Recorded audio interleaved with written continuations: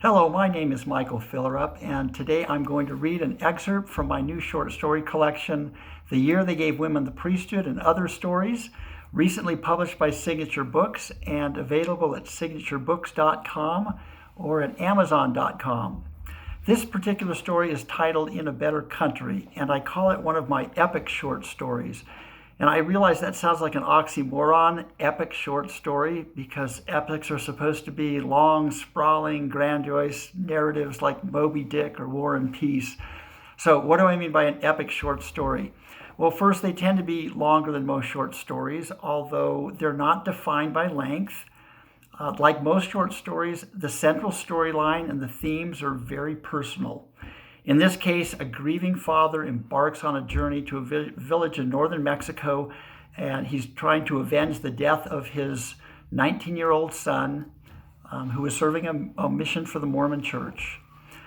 Hence, the main themes in this story are loss, revenge, guilt, forgiveness, and, of course, love, all very personal. But as the father makes this journey as a stranger in a strange land, the tentacles of the narrative spread out into global themes. So poverty, privilege, discrimination, racism, xenophobia, stereotyping, first versus third world problems, and even the deferred promises to the children of Lehi, the great blossoming of the rose described in the Book of Mormon. So these global themes emerge not by casual association, but they become so endemic to the story and to the central plot that the two become inseparable. So simply put, an epic short story is defined by its vision and scope, where the personal becomes global and the global becomes personal. And I would put In a Better Country in this category. This story was really inspired by two events. Several years ago, the 20-year-old son of an acquaintance of mine was killed in a bicycle accident while serving a mission in South America. He was the man's only son, and I marveled at this man's faith and his ability to accept that loss with so much dignity and grace. And I realized that that's kind of the expected protocol for a Latter-day Saint parent who loses their son in the mission field. Turn the frown upside down and rejoice. But it was something that I knew I would never be able to do that under similar circumstances. And I imagine there are other Mormon parents who might feel likewise. I remember one thing that really sticks with me is an anecdote from the young man's funeral. A few days before the accident, the young missionary got up in a zone meeting and he declared, "I want to baptize hundreds. I want to baptize thousands." And that image of just youthful exuberance just kept haunting me. A few years later, I made my own ill-fated trip to northern Mexico to give a presentation at an indigenous language revitalization conference. This was several years before I lived in Oaxaca as a Fulbright scholar and traveled all over southern Mexico. And incidentally, you'll never find a kinder, more hardworking, and more hospitable people anywhere. But in any case, back then, I didn't know the territory at all, and my Spanish was marginal at best. So this was also pre-internet days, so I couldn't go online and book a hotel room or research the best travel routes and so forth. Cell phones were still revolutionary, and I did not have one. I had a map and my intuition, which wasn't very good. So I'd estimated that I would arrive in this little pueblo at 2 p.m. But after 3 puddle jumper flights and a very long, meandering bus ride that stopped for every chicken in the road, I arrived at my destination shortly after midnight. And I have hiked the Grand Canyon many, many times, so I was never as exhausted and thirsty as I was when I finally arrived at that little village. They say if you're a writer, everything's copy. So I took copious notes and decided to make lemonade out of lemons. And I imagined a grieving and ill-prepared father making this same trip, but with a very different objective in mind. In this excerpt, the main character, Mark, he wakes up in a cheap but tidy hotel room the morning after his long, exhausting journey, and he has a rendezvous with the young man who he thinks is the person who killed his son. For reference, Sean is the deceased son, Margie is his wife, and this is an excerpt from In a Better Country. At first, he thought it was the morning call of desert birds, but then he remembered that he was in the mountains now. Rolling onto his back, he peered up at the ribbed ceiling through blurry underwater eyes and realized it was the monotonous chit, chit, chit, chitting of the fan. He tried to sit up, but everything ached, as if he had been clubbed from head to toe with a baseball bat. Sunlight was slanting full force through the window, catching the corner of the bed. The sweat had dried on his garments, leaving them stiff and salty. He had brought only one other pair and was saving those for the trip home, so he would just have to make do for now. Crawling out of bed, grumbling, "Stupid, moronic bus ride. I'm too stinking old for this." He caught himself again. Good. Let it hurt. Deeper. Harder. He showered under a stingy trickle of water, the shower head so low he didn't even attempt to wash his hair. And besides, he wasn't going to risk a truant drop sneaking between his lips, raising havoc with his bowels and sabotaging his mission. Okay, so maybe he was being overly cautious, maybe even paranoid, but he felt like a marked man here, a 6'6" blob of gringo, and he sensed the subtle elements of the country conspiring against him because it was their turf and he had come to take one of their own. 2 wooden tables had been squeezed into the hotel entryway, converting it into a cramped dining area. One table was empty and the other was occupied by 2 young women and a gangly young man in a tank top. Although Mark felt relieved to see other white faces and to hear his native tongue, he noted the abrupt, if brief, break in their conversation as he took a seat at the adjacent table. He suddenly felt terribly and incredibly old. They were roughly Sean's age, college kids doing what college kids do best. Mark only half heard their casual chatter, but couldn't block out the morning after bravura of the young man. Mark tried to bite back the urge to ask God, once again, why he had carelessly looked the other way when Sean, his anointed servant, was standing naked in the crosshairs, yet he allowed these kids, wanderers, adventurers, good-timers, to roll merrily along through life, unfazed and unscathed. Okay, so they hadn't made the same covenants as Sean, weren't born under the yoke of Ephraim, but still. A slim-hipped girl in a flounced skirt floated up to his table and, before he could decline, poured coffee into his mug, then set a bowl of cereal in front of him. Moments later, she returned with a plate of steaming refried beans, scrambled eggs and chorizos, salsa and warm tortillas. He tore a tortilla in half, munching on it slowly as if it were medicine, then picked haphazardly at the beans, reminding himself that he needed fuel in his tank, although he really wasn't all that hungry. Thirsty, yes, and when the server placed a shot glass of orange juice on the table, he gulped it down instantly, hoping she would return with a refill. She didn't. He tried to ignore the college kids, but now they were talking about a canyon with a waterfall. "Oh, it was so awesome," the brunette kept saying. "So awesome." Mark turned slightly, his wooden chair scraping the tile floor. "Excuse me." The brunette did a double take, as if a statue had suddenly come to life. An unsightly silver ring pierced her left nostril, and bits of blue glitter sparkled on her eyelids. Yet Mark marveled at the simple beauty of her face. No lines, no wrinkles, just rosy, sun-blushed cheeks, the legacy of the young. "I'm sorry, I couldn't help overhearing. You said something about a canyon." The brunette's eyes darted guiltily between her 2 friends, as if she had just revealed a sorority secret. But her expression quickly relaxed.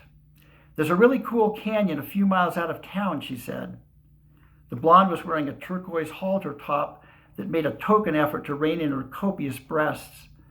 The brunette looked athletic in a sleeveless t-shirt and sports bra. The brunette wore her hair long and straight. The blonde's was in a ponytail. Mark asked if it was within walking distance. The young man's goateed face scrunched up. "It depends. How long is long?" "It's maybe 4 or 5 miles, I guess," the brunette said. "But there's lots of locals who can take you. Just go to the plaza. They're all over the place." Mark nodded. The brunette thrust her hand into her macrame purse, searching briefly before pulling it back out like a magician who had reached for the rabbit but came up empty-handed. "Damn," she continued, ferreting for something. "You didn't come here to see the canyon?" she asked a little suspiciously. "Why else would anyone come to this middle-of-the-nowhere town?" Mark shrugged. "Nope, just passing through." The blonde crossed her nut-brown legs. They were lean and sinewy, like a marathoner's. "Wherever the wind blows." "Yep, blowing in the wind," he said. "Must be nice," she said. "Sometimes," he said, cringing at the irony. In a teenage fit, Sean had once told him that he lived his life with the passion and daring of a Benedictine monk. His meal barely touched, Mark left a few coins on the table for the serving girl, slipped out the wooden entry gate, and followed the dirt road leading to the heart of town. In daylight, it was much easier to get his bearings. Two high ridges studded with scrub pine and giant boulders flanked the village like protective walls to the east and west, with railroad tracks and a narrow highway running north and south, dividing the town in half. A whitewashed shrine bulged conspicuously out of the top of the western ridge, and although the sun had long since muscled its way above the eastern edge, its brightness was dampened by the sulfuric haze from the south. Mexico is still burning. Mark reminded himself to check out train departures for the return trip. Anything beat the Paloma Blanca bus. His ankle felt painfully stiff, as if it had been nailed to his lower leg, but he tried not to limp as he passed a school where young children in uniforms, burgundy pullovers and black slacks for the boys, white blouses and burgundy skirts for the girls, were jumping rope, kicking soccer balls, and playing tag on a large slab of cracked concrete inside a chain-link fence. The town itself was about the length of 2 football fields, and within a few minutes Mark found himself standing in the plaza, empty save for a small gazebo in the center, a few iron benches around the perimeter, and a handful of small trees shrouded in the morning shadows of a Catholic church. By far the most commanding presence in sight, it was a towering structure of immense stone blocks stacked 6 or 7 stories high, with turrets at the 4 corners and a huge wooden door bolted and girded with wrought iron protecting the entry. A large stone cross protruded from the Alamo hump at the top center, and a large bell half hidden in the upper recesses clanged at regular intervals, summoning the faithful to Mass. Everything else in the village looked tiny and insignificant by contrast. A few Tarahumara women in flamboyant skirts and puffy pastel blouses meandered in and out of the nearby shops. Otherwise, there was not much human traffic. Still thirsty, he ducked inside a shop with a sign that read "Farmacia" and took 4 bottles of water from the glass-encased refrigerator. The shop was poorly lit by 2 bare bulbs, and the windows appeared foggy, although there was no moisture in the air. The lack of light made everything, the bottles of medicine, the candy bars under the glass countertop, the cans of soda pop on the shelves, the racks of postcards and cheap souvenirs, appear old and obsolete. A little humpbacked woman drifted up beside him so stealthily that he didn't notice her until he almost knocked her over when he turned to go. "Oh, I'm sorry," he said over and over. "Lo siento, I didn't see you. I'm so sorry. Lo siento, muy lo siento." The woman was wearing a tricolored shawl in spite of the early morning heat. She asked him in a tiny voice, as if reciting from a Berlitz script, "May I help you?" "No, gracias," he said. Just looking, solamente," and he aimed a finger at his eye. She smiled, her teeth like a pair of split bowling pins. She was so incredibly short that Mark felt as if she were staring directly at his navel. He noticed a postcard of a waterfall, so he picked it from the rack and paid for it along with the 4 water bottles. His appetite recharged, he strolled across the street to the bakery, bought 2 cinnamon rolls, and then sat in the shade, drinking until 2 of the water bottles were empty. It was only 10:30, but his shoulders were collapsing and his eyelids closing, and he didn't fight it. The sun had found a break in the shade and was gently working the back of his neck like a slow hypnosis. He and Margie were standing in the bleachers under the field lights. The aroma of popcorn, hot dogs, and cigarettes overpowered by the smell of the rain-soaked grass. Spectators in plastic ponchos or hiding under umbrellas were screaming as the muddied, bloodied players lined up on the 3-yard line, water to their ankles, the lights on the scoreboard showing home 14, visitors 10. There was a weird instant of silence as the quarterback pitched back to a big farm boy who lowered his head and barreled through a split-second chasm in the line like a human dump truck. The collective hometown groan turned to ecstasy at the nasty clash of helmets. The human truck stopped cold for a moment before dropping back flat in the mud, inches shy of the milky stripe. Number 55 was already on his feet again, staring down like a victorious gladiator. The defeated opponents dragged themselves to the locker room while the home team swarmed around number 55, confetti flying, horns blowing, the soaked cheerleaders shaking their pom-poms in a rainy, foggy, surreal moment. The boy hero, amid the commotion, stopped and aimed his index finger across the swampy field directly at Mark. His smile alone could have staunched the November deluge. At that moment, Mark thought that he could never feel happier. And 2 years later, he thought he would never feel sadder, lonelier, angrier, or more vulnerable. He had held up fine at first, fielding the call from the mission president, his hands and voice finding Margie and easing her into a chair, onto the bed, and back into the fold, even while she stumbled around, drugged on denial and sleeping pills. He held her steady at the graveside as the wind tugged at the hem of her sky-blue dress, adding insult to injury by throwing it up around her thighs, a full 3 seconds for observers to catch an embarrassing eyeful.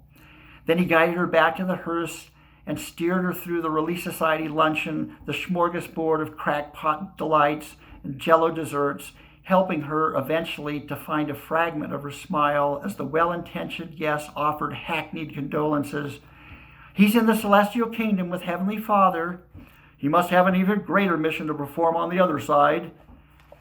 But one day, a week, a month, 6 weeks later, a single word passed between them.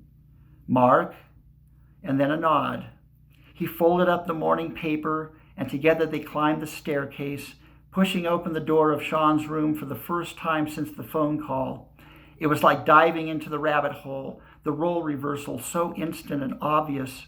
Her pioneer stock took charge as she became her old pragmatic self again, stripping the bed sheets as coolly and indifferently as a maid tidying up a motel room. She cleaned out the drawers, the closet, and then she started boxing up the assorted verifications of his life. Trophies, certificates, baseball cards, CDs, the spiked dog collar he had worn one Halloween, the puka shell necklace an admiring classmate had given him for graduation. All of it. There would be no morbid shrines here. Mark had watched dumbfounded.